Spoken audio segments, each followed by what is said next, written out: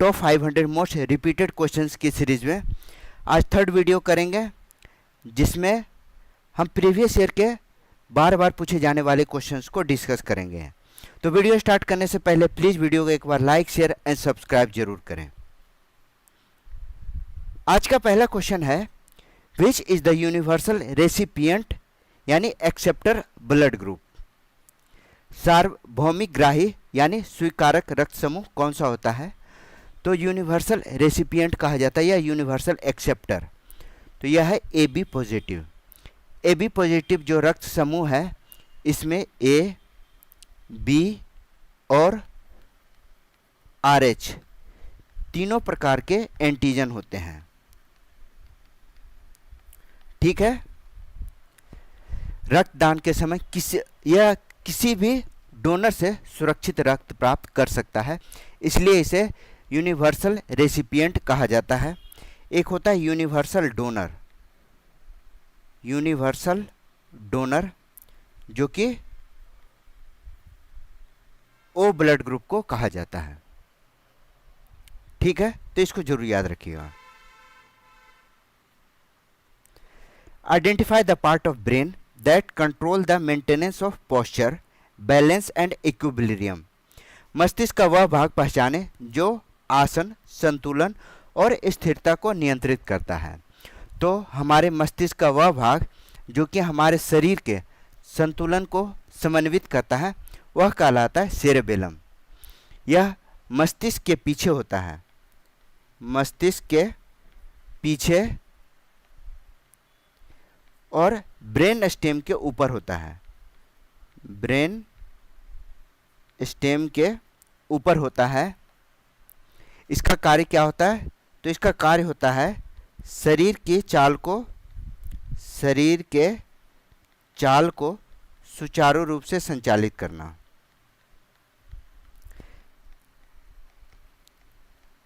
ठीक है, चलिए नेक्स्ट क्वेश्चन है, an adult human body has bones. एक वयस्क मानव शरीर में हड्डियों की संख्या कितनी होती है? तो शुरुआत में जब जन्म होता है तो जन्म के समय हड्डियों की संख्या कितनी होती है? तो यह होती है लगभग 270। बाद में धीरे धीरे बढ़ते समय यह आपस में जुड़ जाती हैं और एक सामान्य मानव में कुल हड्डियों की संख्या 206 निश्चित रूप से होती है। ठीक है, चलिए नेक्स्ट क्वेश्चन है, Thomas cup, Sudirman cup and Uber cup is associated with. Thomas cup, Sudirman cup और उबेर कप, यह लगभग हर एग्जाम में इससे क्वेश्चन पूछे जाते हैं। तो याद रखिएगा, तीनों जो है वह बैडमिंटन की अंतर्राष्ट्रीय प्रतियोगिताएं हैं, अंतर्राष्ट्रीय प्रतियोगिता है। थॉमस कप पुरुषों के लिए, सुदीरमन कप यह मिश्रित टीम प्रतियोगिता होता है। उबेर कप महिलाओं के लिए होता है। इसको जरूर याद रखिएगा। और इसका आयोजन कौन करता है? तो बैडमिंटन वर्ल्ड फेडरेशन, इसे शॉर्ट में कहते हैं BWF। ठीक है, अगला सवाल, who is the author of the autobiography playing it my way. तो यह सचिन तेंदुलकर की ऑटोबायोग्राफी है, प्लेइंग इट माई वे। इसे सचिन तेंदुलकर ने 2014 में इसे पब्लिश किया था, जिसमें उनके क्रिकेट करियर और व्यक्तिगत जीवन का विस्तृत विवरण है। अगला सवाल, Amartya Sen was awarded the Nobel prize for his contribution to welfare economics. Amartya Sen को नोबेल पुरस्कार किस क्षेत्र में उनके योगदान के लिए मिला था? तो सबसे पहले अमर्त्य सेन को यह पुरस्कार कब मिला था? 1998 में। 1998 में अर्थशास्त्र का नोबेल मिला अर्थशास्त्र का नोबेल मिला। उनके सोशल चॉइस, सामाजिक विकल्प, सोशल चॉइस और वेलफेयर इकोनॉमिक्स के लिए, वेलफेयर इकोनॉमिक्स पर शोध के लिए इन्हें यह सम्मान मिला था। उनके काम ने गरीबी और विकास के अर्थशास्त्र के समझ को बेहतर बनाया। तो इसका राइट आंसर हो गया कल्याण अर्थशास्त्र। नेक्स्ट क्वेश्चन है, the world trade organisation which replaced GATT GATT has its headquarter in, विश्व व्यापार संगठन जिसने गैट का स्थान लिया, इसका मुख्यालय कहाँ है? गैट जो कि जिसका फुल फॉर्म है general agreement on tariff and trades. WTO की स्थापना 1995 में हुई, यानी 1995 से गैट का नाम बदलकर WTO कर दिया गया। इसका हेडक्वार्टर है स्विट्जरलैंड, जेनेवा स्विट्जरलैंड इसका हेडक्वार्टर है। यह अंतर्राष्ट्रीय व्यापार को प्रोत्साहित करना, अंतर्राष्ट्रीय व्यापार को प्रोत्साहित करने और उनके विवाद को समाधान करने के लिए बनाया गया था। यह सवाल 7 बार रिपीट हो चुका है, इसका ध्यान रखिएगा। जिन लोगों ने अभी तक वीडियो को लाइक नहीं किया, प्लीज़ वीडियो को लाइक कीजिए, सब्सक्राइब कीजिए और अपने दोस्तों के साथ शेयर कीजिए। अगला सवाल, the names of Wright brothers credited with inventing the aeroplane were. Wright बंधुओं के नाम जिन्हें हवाई जहाज का आविष्कारक माना जाता है। तो इन दोनों बंधुओं का नाम क्या था? तो इनका नाम था विल्बर राइट और ओलिवर राइट। इन्होंने 17 दिसंबर 1903 को पहली उड़ान भरी थी, पहली उड़ान भरी, और इस प्रकार उन्होंने आधुनिक हवाई जहाज के परिवहन की शुरुआत कर दी। इसलिए इनका नाम लिया जाता है राइट ब्रदर्स के रूप में। याद रखें, विल्बर और ओलिवर राइट।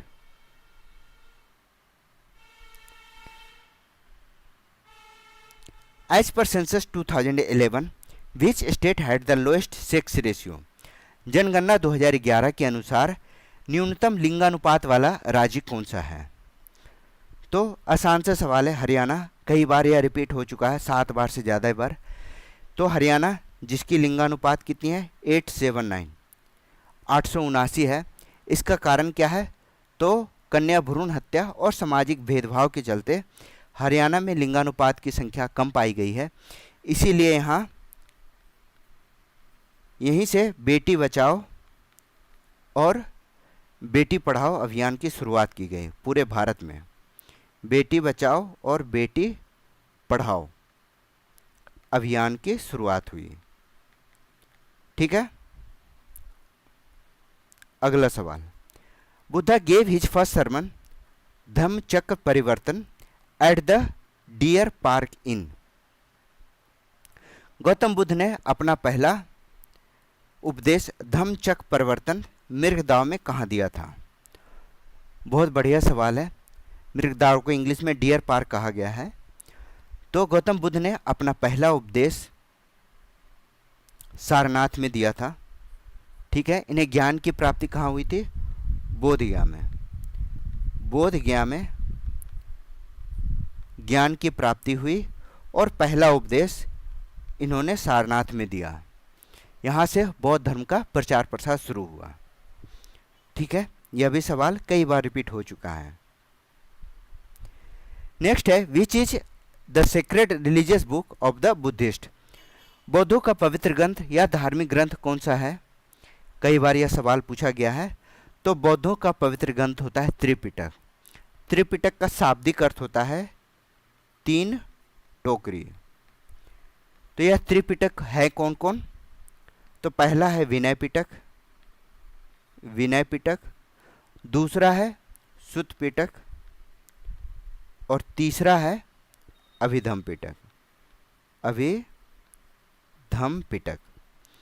तो इन पिटक में यानी त्रिपिटक में इसमें बौद्ध धर्म के बुद्ध के उपदेश, भिक्षु जीवन और संघ के नियम के बारे में बताया गया है। तो यह जो ग्रंथ हैं वह पाली भाषा में लिखे गए हैं। ठीक है। और कहा जाता है कि जो त्रिपिटक है वह बौद्ध धर्म की थेरवाद परंपरा, बौद्ध धर्म में थेरवाद परंपरा है, तो यह थेरवाद परंपरा की प्रमुख ग्रंथ है, प्रमुख ग्रंथ है। तो क्लियर है। अगला सवाल, who wrote the grammatical work Ashtadhyayi, first grammar book है ऑफ संस्कृत लैंग्वेज। संस्कृत भाषा का पहला व्याकरण ग्रंथ अष्टाध्यायी किसने लिखा था? काफ़ी चर्चित नाम है पाणिनि कृत अष्टाध्यायी, जिन्होंने व्याकरण पर पहला प्रमाणिक संस्कृत में ग्रंथ लिखा। इसमें 8 अध्याय हैं, इसलिए इसे अष्टाध्यायी कहा जाता है। 8 अध्याय हैं, 4000 से अधिक इसमें सूत्र हैं। ठीक है। और पहला ही क्वेश्चन में लिखा हुआ है यह संस्कृत भाषा में लिखा गया है। Vikramshila university was founded by, Vikramshila विश्वविद्यालय की स्थापना धर्मपाल के द्वारा की गई थी। पाल वंश के शासक धर्मपाल के द्वारा 8वीं शताब्दी में विक्रमशिला विश्वविद्यालय की स्थापना की गई थी। यह बौद्ध धर्म, तंत्र विद्या और दर्शन के शिक्षा का केंद्र था। ठीक है।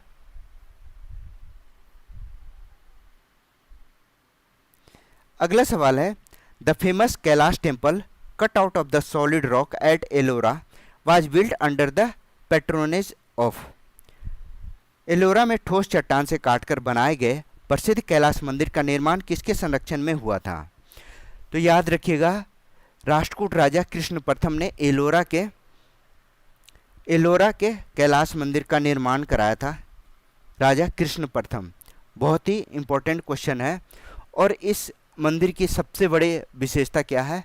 तो यह रॉक कट पत्थर से बनाया गया है, यानी एक ही पत्थर को एकास्म पत्थर से काटकर बनाया गया, तराश कर बनाया गया है। और इसका निर्माण 8वीं शताब्दी में पहले ही बताया राष्ट्रकूट राजा कृष्ण प्रथम के संरक्षण में हुआ था। और यह विश्व का सबसे बड़ा एकास्म सिंगल रॉक कट से बना हुआ यह भगवान शिव को समर्पित है। ठीक है। जैसा कि नाम भी लिखा हुआ है एलोरा का कैलाश मंदिर, तो यह भगवान शिव को समर्पित है। नेक्स्ट क्वेश्चन है, a Moroccan traveller who is known for his extensive travels came to India during the regime of Mohammad bin Tughlaq in the 14th century. एक मोरक्को के यात्री जो अपनी व्यापक यात्राओं के लिए जाना जाता है, 14वीं शताब्दी में मोहम्मद बिन तुगलक के शासन में भारत आए थे। तो इसका नाम क्या था? तो इसका नाम था इब्न बतूता। कई बार पूछा गया है कि इब्न बतूता कहाँ का यात्री था? तो यह मोरक्को का यात्री था, मोहम्मद बिन तुगलक के शासनकाल में आया था और 14वीं शताब्दी के टाइम पीरियड में यह आया था। इसकी यात्रा का जो विवरण है, यात्रा वृत्तांत, उसका नाम है रहला इब्न बतूता की पुस्तक का नाम है। ठीक है। तो इसका हर लाइन एक क्वेश्चन है, इसको ध्यान में रखिएगा। The last governor general of the east India company and the first viceroy under the crown was. East India company के अंतिम गवर्नर जनरल और क्राउन के अधीन पहले वाइसराय कौन थे? तो जैसा कि आप लोग जानते होंगे 1857 के सिपाही विद्रोह के बाद 1858 ईस्वी में ईस्ट इंडिया कंपनी का शासन समाप्त हुआ और भारतीय क्षेत्रों का प्रशासन ब्रिटिश क्राउन के अधीन चला गया। यानी ईस्ट इंडिया कंपनी का अब भारतीय क्षेत्रों से प्रशासन खत्म हो गया और यह काम अब ब्रिटिश क्राउन के अधीन यानी ब्रिटिश संसद के अधीन चला गया। लॉर्ड इस समय पहले वायसराय बने। गवर्नर जनरल का जो पद था उसको बदलकर अब वायसराय बनाया गया, उस पद को वायसराय बनाया गया और लॉर्ड कैनिंग पहले वायसराय बने। ठीक है। अब 1858 के एक्ट के अनुसार अब भारतीय क्षेत्रों का जो प्रशासन है वह भारत सचिव, एक पद का सृजन किया गया था, वह देखता था। क्लियर है। Which governor general was called as the father of local self government in India? किस गवर्नर जनरल को भारत में स्थानीय स्वशासन का जनक कहा जाता है? तो स्थानीय स्वशासन का जनक लॉर्ड रिपन कहलाता है। इन्होंने 1882 ईस्वी में नगर पालिका और जिला परिषद को अधिकार दिए, जिला परिषद को अधिकार दिए। उसके शासनकाल में प्रेस पर लगाए गए प्रतिबंध को हटा दिया। प्रेस पर प्रतिबंध जो लगे थे तो उसे हटा दिया गया। कई बार यह सवाल भी पूछा जाता है तो इसको ध्यान में रखिए। Lord Ripon. Who was one of the founders of the Hindustan Socialist Republican Association established in 1928 in Delhi? 1928 में दिल्ली में स्थापित हिंदुस्तान सोशलिस्ट रिपब्लिकन एसोसिएशन के संस्थापक में से कौन थे? तो यह थे Chandrashekhar Azad. Hindustan socialist Republican association, इसको शॉर्ट में HSRA कहा जाता है। इसके जो प्रमुख नेता थे कौन कौन थे? भगत सिंह,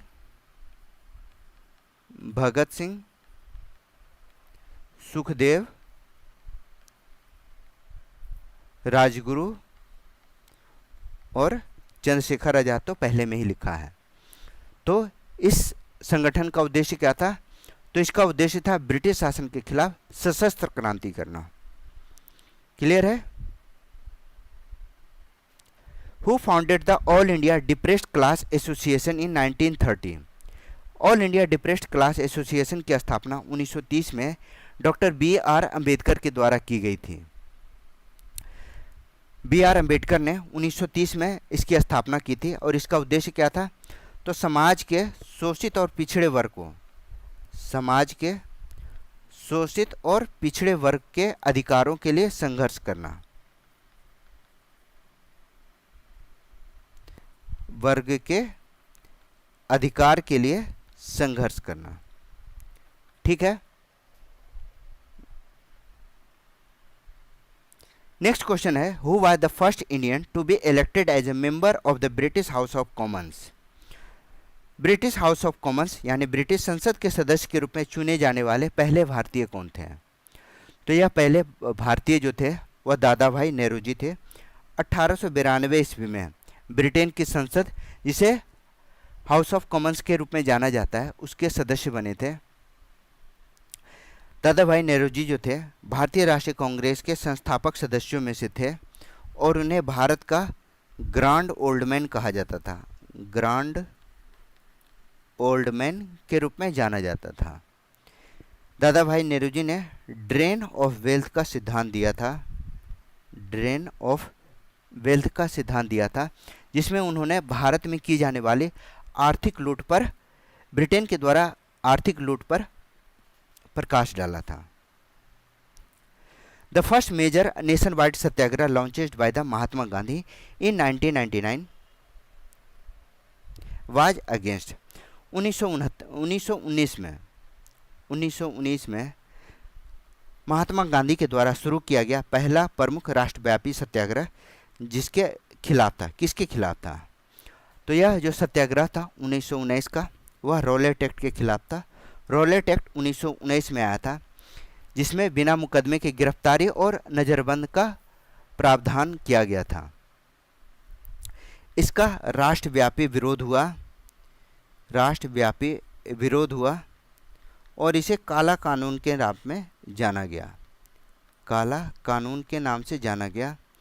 इसी घटना के विरोध के अगेंस्ट में जालियांवाला बाग हत्याकांड में अंग्रेजों ने अंधाधुंध गोलियां बरसाई थी, जब क्रांतिकारी दल इसी रॉलेट एक्ट पे गिरफ्तारी का विरोध कर रहे थे। ठीक है। The movement of the local farmers of Bardoli in Gujarat, Bardoli Satyagraha against the British in 1928 was led by. Gujarat के बारदोली के किसानों का 1928 में अंग्रेजों के खिलाफ एक आंदोलन हुआ, बारदोली सत्याग्रह। इसका नेतृत्व किसने किया था? तो इसके नेतृत्वकर्ता कौन थे? इसके नेतृत्वकर्ता थे सरदार वल्लभ भाई पटेल। गुजरात के किसान के द्वारा यह आंदोलन गुजरात में कर वृद्धि के विरोध में चलाया गया। कर वृद्धि के विरोध में यह आंदोलन चलाया था। इसका नेतृत्व सरदार पटेल ने किया था और इसी आंदोलन के दौरान उन्हें सरदार की उपाधि मिली थी और अंततः इस कर वृद्धि के विरोध को, कर वृद्धि के आदेश को अंग्रेजों को वापस लेना पड़ा था। नेक्स्ट क्वेश्चन है, who said Swaraj is my birth right and I shall have it. Swaraj मेरा जन्मसिद्ध अधिकार है और मैं इसे लेकर रहूँगा। यह नारा बाल गंगाधर तिलक के द्वारा दिया गया था। तिलक ने भारतीय स्वतंत्रता संग्राम में एक जन जागरण किया था और यह जो नारा है वह जन जागरण के लिए भी दिया गया था। तिलक को भारतीय असंतोष के जनक के रूप में जाना जाता है। भारतीय असंतोष के जनक तिलक को कहा जाता है। कई बार हिंदी से इंग्लिश में भी पूछा गया है, फादर ऑफ इंडियन अनरेस्ट, ठीक है, तिलक। तो याद रखिएगा, इससे रिलेटेड क्वेश्चन अगर आपको चाहिए तो आप टेलीग्राम ज्वाइन कर सकते हैं। टेलीग्राम में इसकी पीडीएफ भी डाली जाएगी। The Jallianwala Bagh massacre, also known as the Amritsar massacre, took place on Jallianwala Bagh, Amritsar, Punjab. आपको डेट बताना है। जालियांवाला बाग हत्याकांड, जिसे अमृतसर हत्याकांड के नाम से जाना जाता है, यह 13 अप्रैल 1919 को हुआ था। कब? जब अमृतसर के जालियांवाला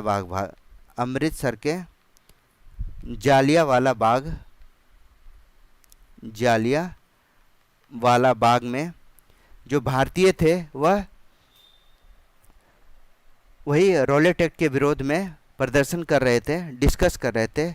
वहीं पर जनरल डायर के आदेश से अंधाधुंध गोलियां बरसाई की गई और कई निर्दोष इसमें मारे गए। हजारों लोग, सैकड़ों लोग इसमें मारे गए।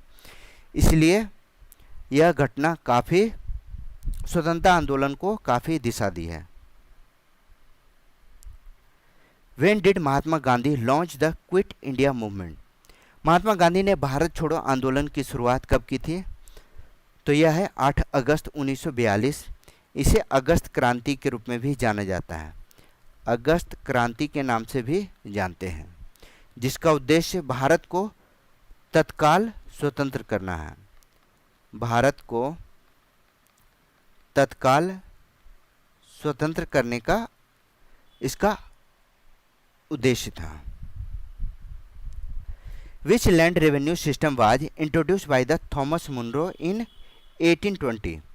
कौन सी भू राजस्व व्यवस्था 1820 में थॉमस मुनरो के द्वारा शुरू की गई थी? कहीं थॉमस मुनरो, कहीं टॉमस मुनरो है। तो यह रैयतवाड़ी व्यवस्था थी जो कि थॉमस मुनरो ने मद्रास प्रेसिडेंसी में लागू किया था। मद्रास प्रेसिडेंसी में लागू किया था। इसमें किसान रैयत यानी सीधे सरकार को कर चुकाते थे। इसमें रैयत जो होते थे वह सीधे सरकार को कर देते थे।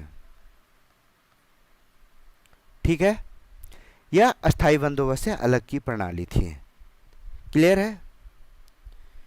नेक्स्ट क्वेश्चन है, the dance form originated as a tribal dance in the forest of Odisha in the 18th century and attained the status of a martial art based dance from in the 19th century।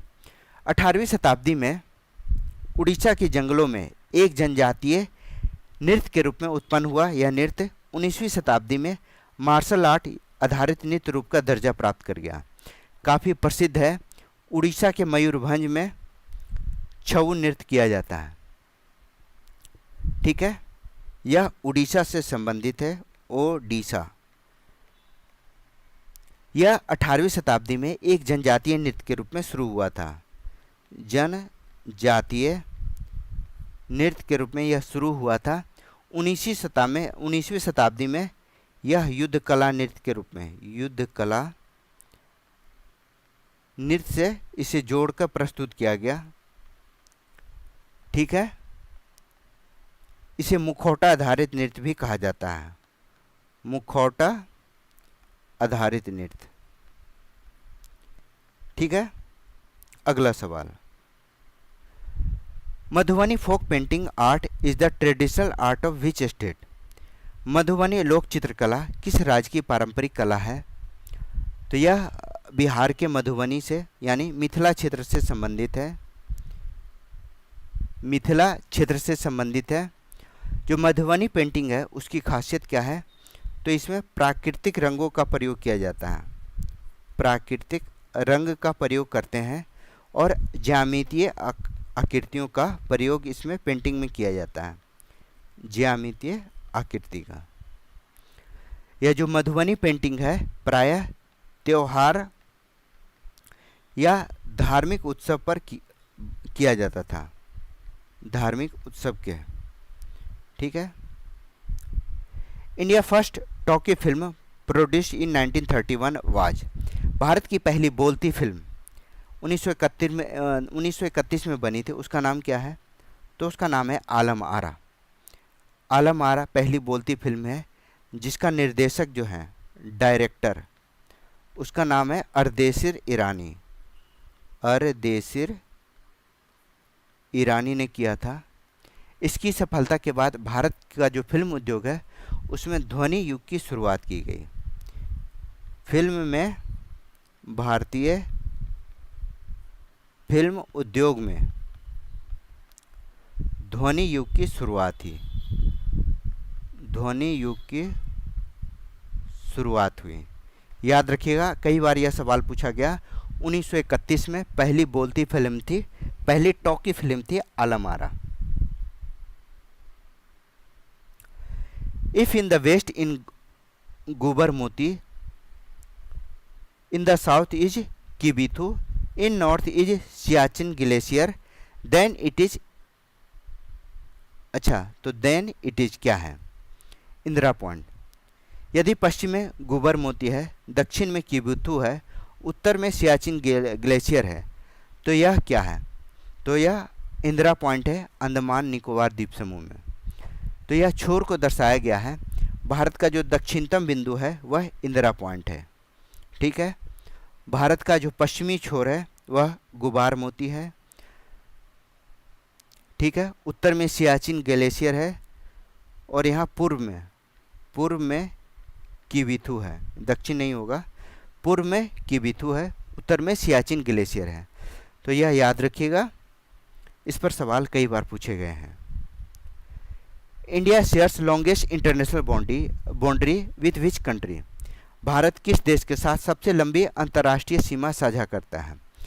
कई बार यह सवाल अलग अलग परीक्षाओं में पूछा गया है कि भारत की सबसे लंबी जो अंतर्राष्ट्रीय सीमा है वह बांग्लादेश के साथ है, लगभग 4096 किलोमीटर। 4096 किलोमीटर लंबी भारत की अंतर्राष्ट्रीय सीमा जो कि बांग्लादेश से लगती है, यह भारत के 5 राज्य से टच करती है। 5 राज्य कौन कौन है? तो यह है वेस्ट बंगाल, यह है असम, मेघालय, त्रिपुरा और मिजोरम। त्रिपुरा के बाद मिजोरम। तो यह 5 राज्य इंपॉर्टेंट है, इसको याद रखिएगा। Which state share border with Myanmar? कौन सा राज्य म्यांमार के साथ सीमा साझा करता है? तो म्यांमार के साथ हमारी कितनी दूरी की सीमा है? तो यह 1643 किलोमीटर। 1643 किलोमीटर लंबी सीमा है जो कि अरुणाचल प्रदेश, नागालैंड, मणिपुर और मिजोरम से होकर गुजरती है।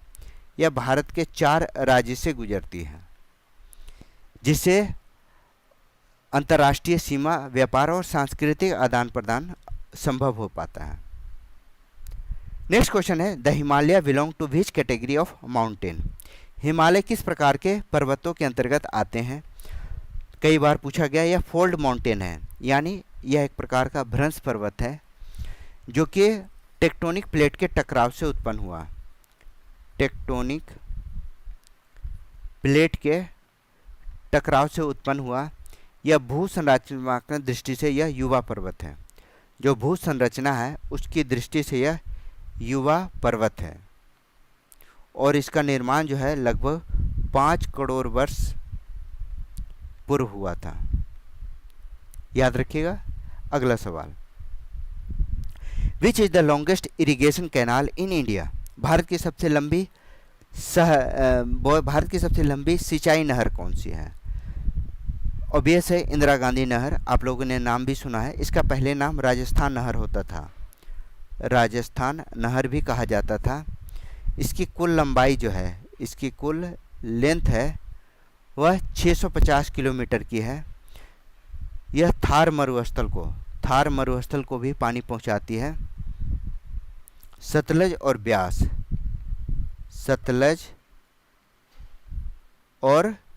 ब्यास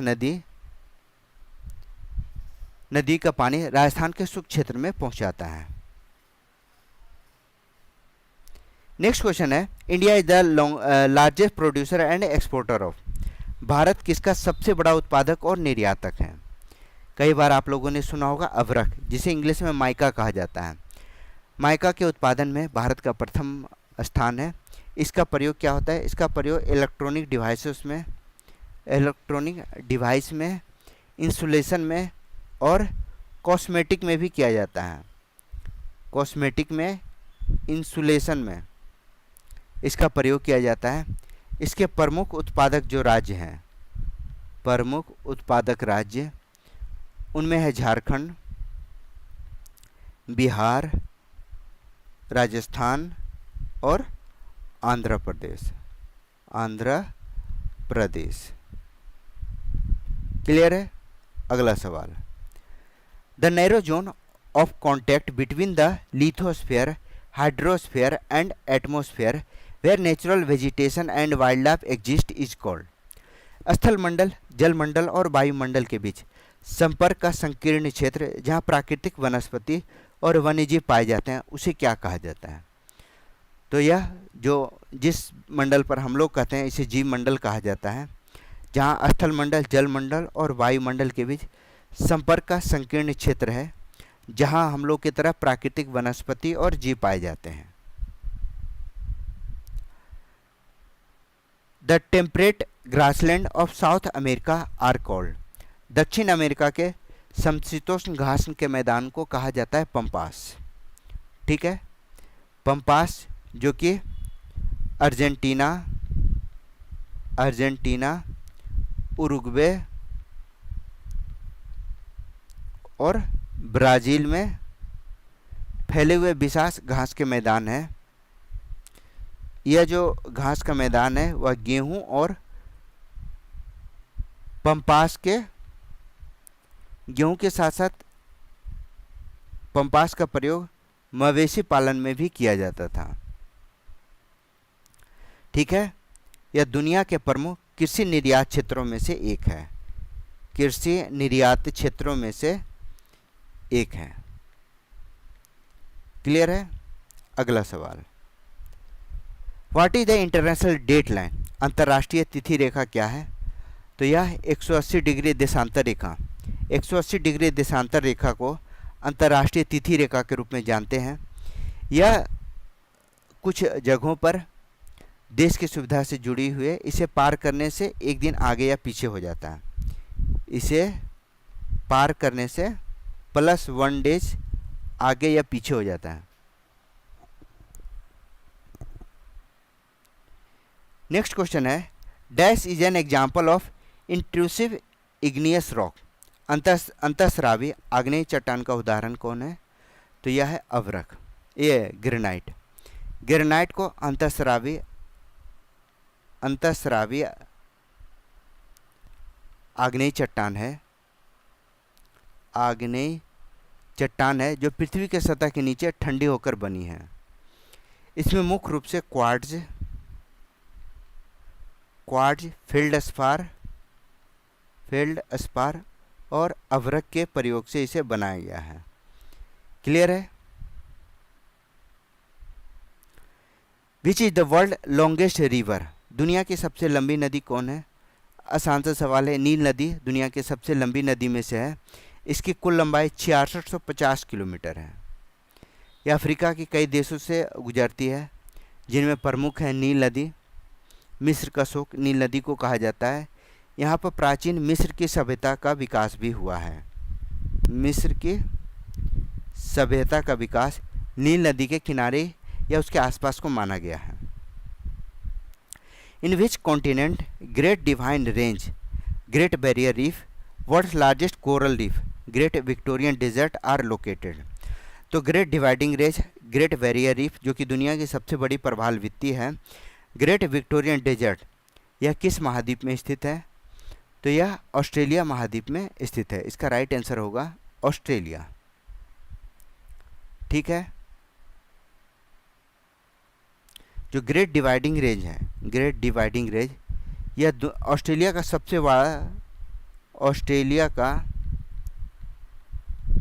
सबसे बड़ा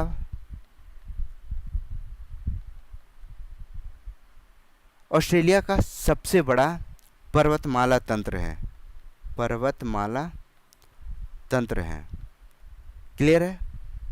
अगला सवाल, when did the Indian constitution assembly adopt the constitution, भारतीय संविधान सभा ने संविधान को कब अपनाया था? तो इसे 26 नवंबर 1949 को अपनाया था, यानी इसे अंगीकृत किया। 26 जनवरी 1950 को इसे लागू कर दिया, यानी इस दिन भारत गणतंत्र बना। इसलिए 26 जनवरी को गणतंत्र दिवस के रूप में मनाते हैं। और इसकी शुरुआत कब हुई थी? 26 जनवरी 1930 को। ठीक है। Who replaced Sachchidanand Sinha as chairman of the constituent assembly of India, भारतीय संविधान सभा के अध्यक्ष के रूप में सच्चिदानंद सिन्हा का स्थान किसने लिया था? तो सच्चिदानंद सिन्हा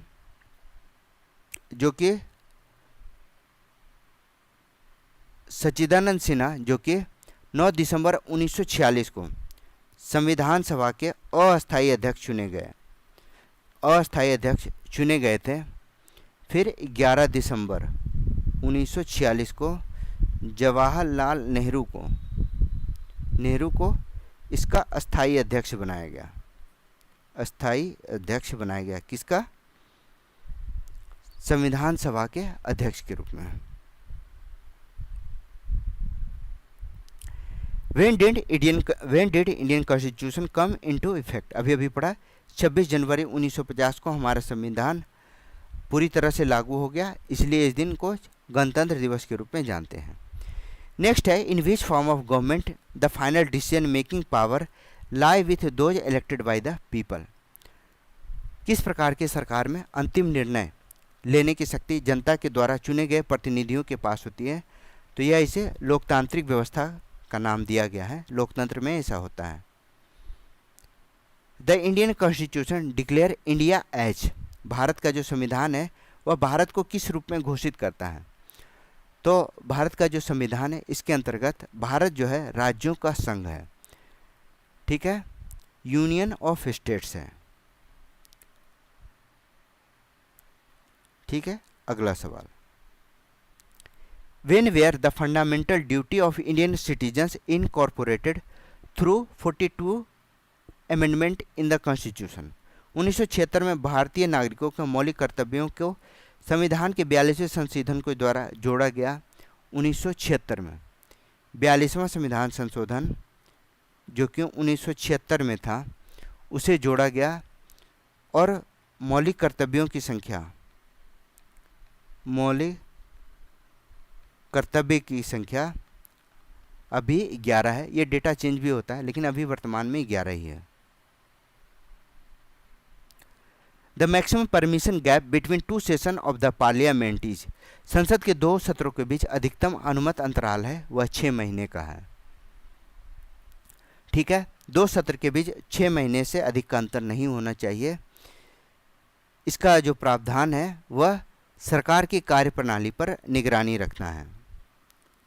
कार्यप्रणाली पर निगरानी रखना है।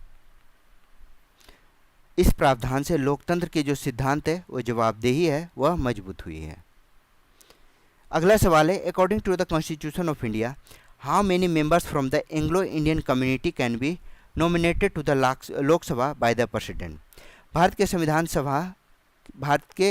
संविधान के अनुसार राष्ट्रपति लोकसभा में एंग्लो इंडियन समुदाय के कितने सदस्य को नामित कर सकते हैं? तो ऐसे सदस्यों की संख्या है 2। लेकिन जनवरी 2020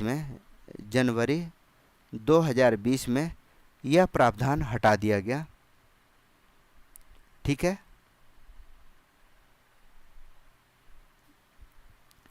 नेक्स्ट सवाल, who is the ex officio chairman of Rajya Sabha. Rajya Sabha का पदेन अध्यक्ष कौन होता है? तो राज्यसभा का एक्स ऑफिशियो जो है वह भारत का उपराष्ट्रपति होता है, जो कि राज्यसभा के बैठकों की अध्यक्षता करता है।